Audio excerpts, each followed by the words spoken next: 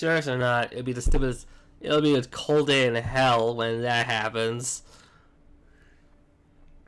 It's well, the thing is that if you want to run for president, he already can't run for president anymore in a few states. Like in terms of his name showing up in the ballot, there are quite a handful of states where he can't show Yeah. up on that ballot anymore.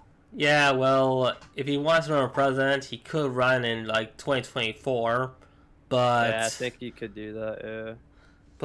that would be really it would be the stupidest goddamn thing ever. I don't think he'd get picked, but I'd say like this. I don't know. There's no point in running. There's no point in him running for president right now, because it's almost an automatic L. So there has to be more to it than him trying to run for president. I don't know. I don't want to be too cynical about it. I feel like he's gonna push like music or something. I mean, Kanye's already big, so it's not like he needs the most attention. But like now, people are like a lot of people who probably didn't who who paid no mind to Kanye. Now they're like, oh, what? I wonder if he's pushing something. Yeah. I still understand what goes on in that guy's head. Yeah.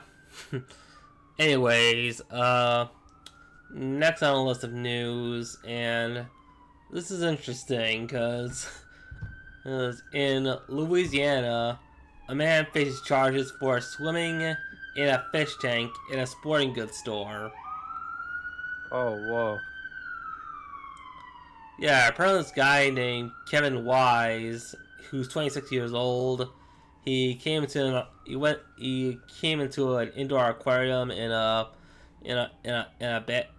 bass shop or something, and people were talking about it on TikTok or whatever,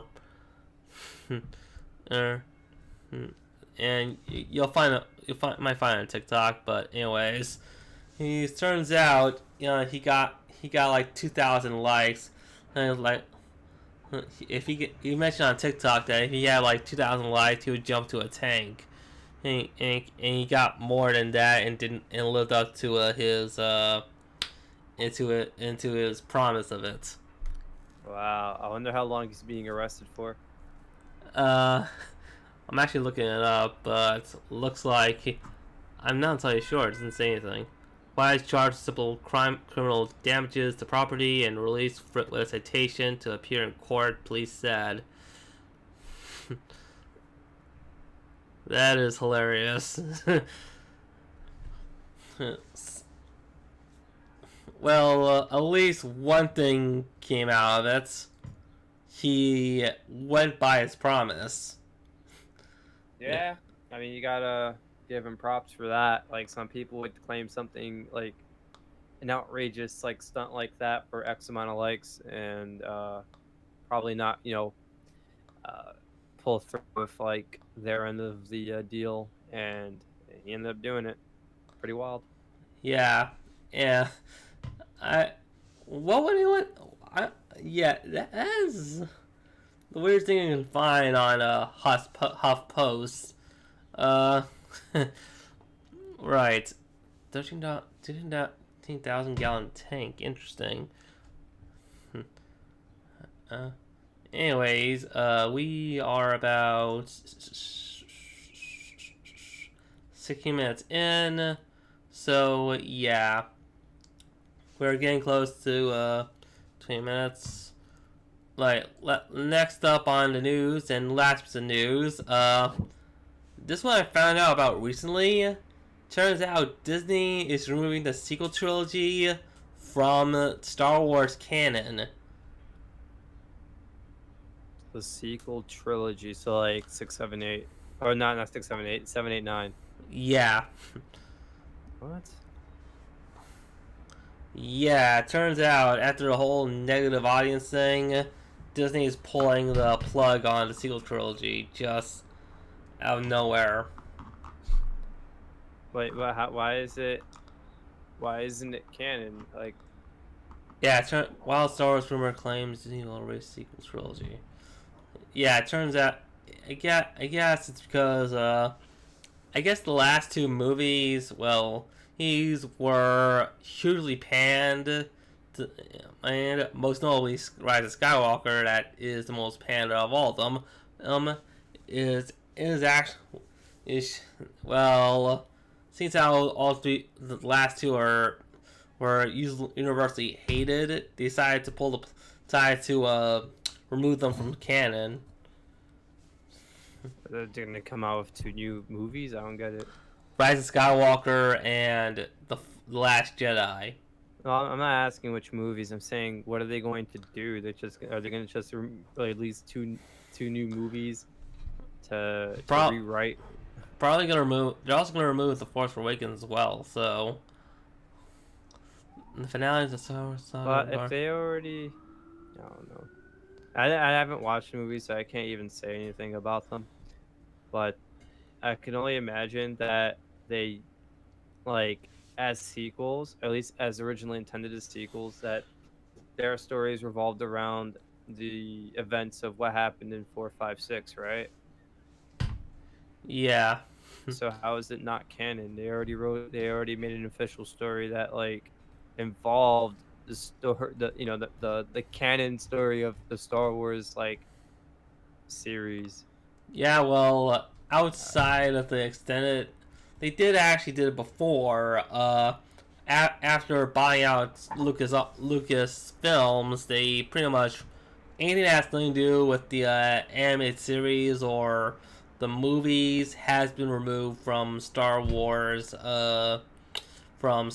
canon. So yeah, it's not surprising me they're removing it. But looks like I think at this point, like Star Wars is just like it's just a famous universe with like famous characters, and you can just make your own story with what's given in the sandbox. Yeah.